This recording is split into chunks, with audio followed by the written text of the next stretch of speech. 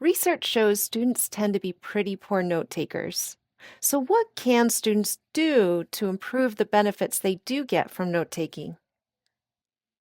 One issue is that students' notes tend to be incomplete. If students are able, encourage them to spend a bit of time as soon as possible after a lesson revising their notes before too much forgetting has occurred. Research has shown that students doing this end up including more main ideas in their notes than those who don't. And also, students' notes have a tendency to be disorganized. And this makes sense because often the lesson topic is new to students, so they don't have that background knowledge to form an organizing structure in which to make sense of the new information. And also, note taking is a cognitively demanding process. It can be hard to take coherent notes in the moment, especially for an in person or synchronous lesson that doesn't pause or rewind. And for that reason, we may not want students to spend too much mental effort trying to organize their notes in the moment. That is why I added the qualifier later. But it is so important that students take the time after the lesson to process their notes and add organization to them, which is a critical part of studying. It's a step that should come before trying to commit information to memory.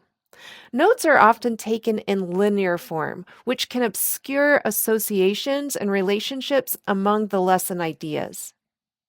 There are some note taking systems out there with at least some research support, like the Cornell note taking system and Kira's SOAR note taking system.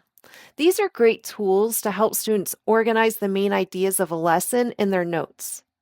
Daniel Willingham, a cognitive psychologist and professor who has written about note taking, tells his students to simply take notes during the lesson on the left hand sides of their notebooks, leaving the right hand sides blank. Then, after the lesson, students should review their notes and organize them, using the right hand side of the notebook for the additional, more organized notes.